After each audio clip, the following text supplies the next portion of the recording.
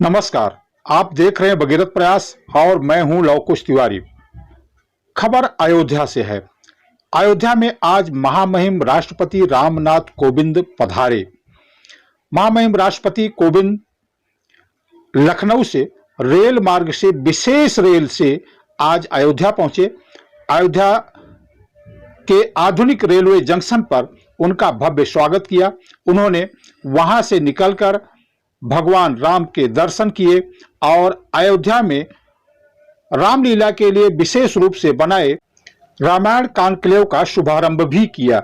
इसी अवसर पर उन्होंने रामलीला से संबंधित अयोध्या के रामलीला से संबंधित एक डाक टिकट भी जारी किया।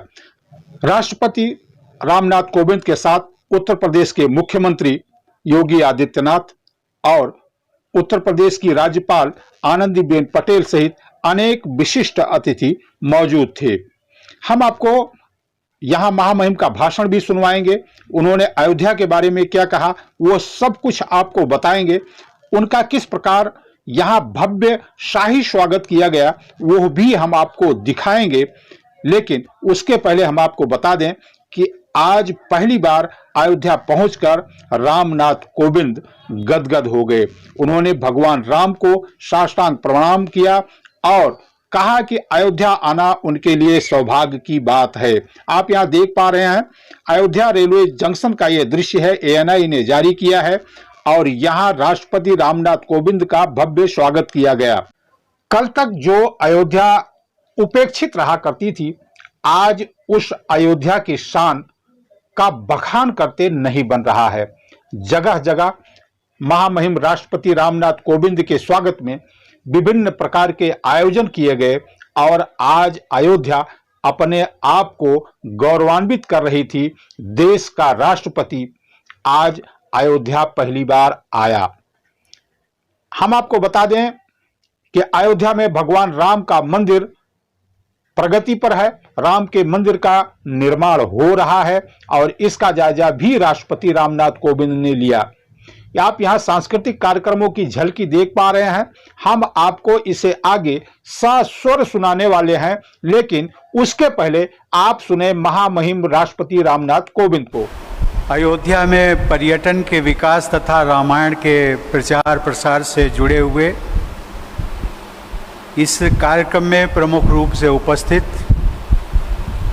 प्रदेश की राज्यपाल श्रीमती आनंदीबेन पटेल जी, मुख्यमंत्री श्री योगी आदित्यनाथ जी, उप मुख्यमंत्री श्री केशव प्रसाद मौर्य जी, उप मुख्यमंत्री डॉक्टर दिनेश शर्मा जी, रेलवे एवं टेक्सटाइल राज्य मंत्री श्रीमती दर्शना जरदोश जी, पर्यटन एवं संस्कृति राज्य मंत्री डॉक्टर नीलकंठ तिवारी जी, श्रद्धेय संत समाज, गणमान्य अतिथियों, देवियों और सज्जनों, आप सबके बीच अयोध्या में इस राम कथा पार्क में आकर मुझे बेहद प्रसन्नता हो रही है।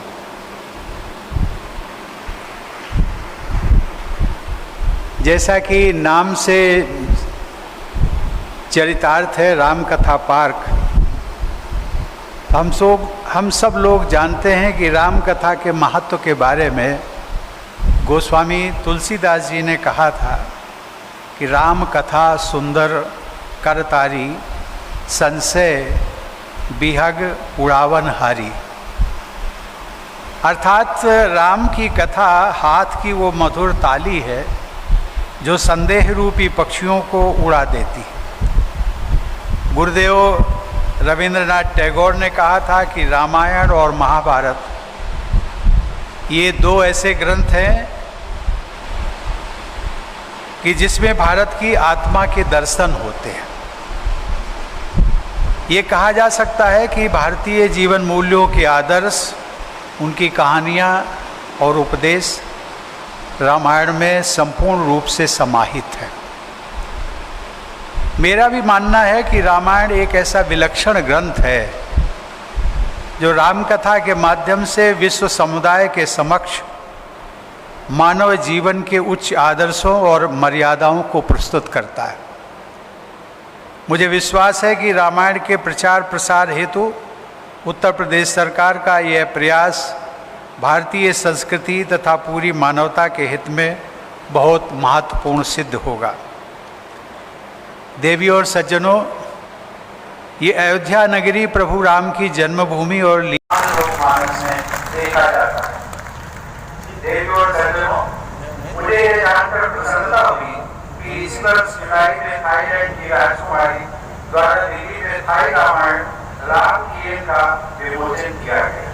यह भी एक ऐतिहासिक तथ्य माना जाता है कि अयोध्या पुत्री राजकुमारी सूर्यरत्ना कोरिया के महाराजा की पत्नी के रूप में प्रथम शताब्दी में वहां की महारानी बनी थी। सूर्यरत्ना को कोरिया में क्वीन हीरो के नाम से जाना जाता है। सन 2018 में दक्षिण कोरिया गणराज्य की प्रथम महिला ने अयोध्या में आयोजित दीपोत्सव समारोह में भाग लिया और उनके स्मारक के भूमि पूजन का शुभारंभ भी किया। मुझे बताया गया कि लगभग 5 करोड़ की आबादी वाले दक्षिण कोरिया में 60 लाख से अधिक लोग स्वयं को महारानी सूर्यरत्ना का वंशज मानते हैं और अयोध्या को अपनी नैनीताल के रूप में देखते हैं। रामायण की कथा के अनुसार नेपाल से भी राजा जनक का संबंध स्थापित होता है। इस तरह अयोध्या और रामायण अनेक देशों के साथ हमारे संबंधों को सांस्कृतिक शक्ति प्रदान करते हैं। पूरे दक्षिण पूर्व एशिया में रामायण तथा भारतीय संस्कृति का प्रभाव दिखाई देता है। थाईलैंड के एक शहर का नाम अयोध्या है, जो अयोध्या का हिंदुस्तानी रूप माना जाता है। अनेक विद्वानों ने मध्य व उत्तर पूर्व एशिया सहित मिस्र तथा विश्व के अनेक क्षेत्रों में रामायण की कथा से जुड़ी कलाकृतियों, शिलालेखों और चित्रों का उल्लेख किया है। आपने अभी तक महामहिम रामनाथ कोविंद को सुना। महामहिम ने किस प्रकार अयोध्या का संबंध दक्षिण कोरिया से ले जाकर जोड़ा। जी हां, कहा जाता है कि राजा दशरथ का राज्य वहां तक होता था जहां सूर्यास्त नहीं होता था। एक समय ऐसा था जब यही अयोध्या समूचे विश्व पर राज करती थी। आज इसी बात का उल्लेख महामहिम राष्ट्रपति ने दूसरे शब्दों में किया। चलिए हम आपको दिखाते हैं महामहिम का किस प्रकार यहां स्वागत किया गया। यही भावना रही भारतीय संस्कृति में शासन का ये गौरव आदर्श के रूप में हम सबके संज्ञान में सदैव रहे।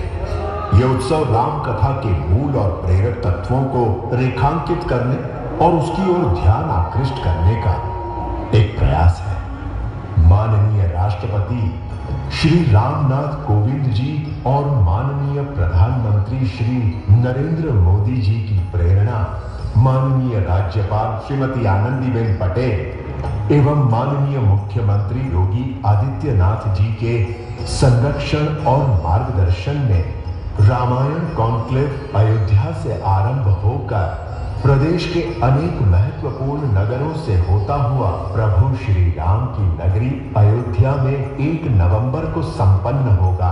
16 नगर अयोध्या, गोरखपुर, बलिया, वाराणसी, विंध्याचल, चित्रकूट, श्रृंगवेरपुर, बिठूर, ललितपुर, गाजियाबाद, मथुरा, गढ़मुक्तेश्वर, सहारनपुर, बिजनौर, बरेली, लखनऊ और फिर अयोध्या।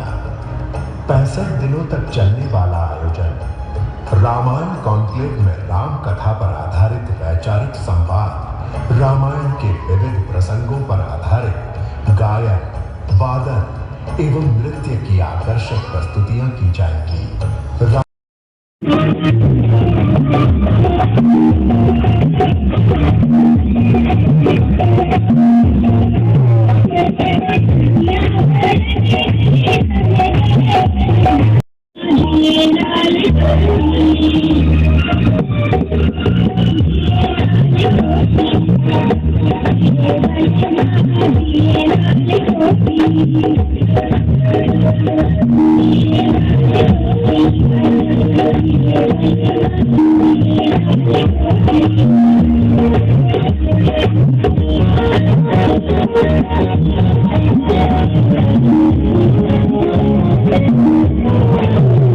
Thank you.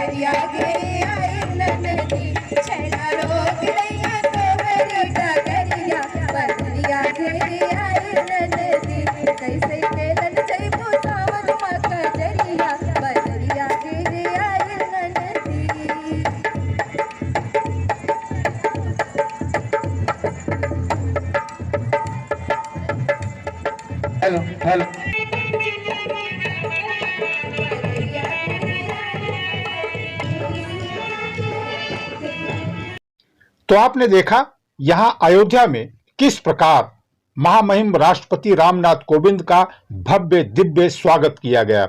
महामहिम भी अयोध्या पहुंचकर अपने आप को धन्य मानने लगे। हम आपको बता दें कि भगवान राम की इस नगरी में यह रौनक अब हमेशा रहने वाली है, सदैव रहने वाली है, क्योंकि भगवान राम का मंदिर अब यहां बन रहा है। अब देखना यह है कि अयोध्या में भगवान श्री राम का भव्य दिव्य मंदिर कब तक बनकर तैयार होता है। अयोध्या से महेंद्र प्रताप के साथ मंडल ब्यूरो चीफ देव कुमार पांडे के साथ ब्यूरो रिपोर्ट।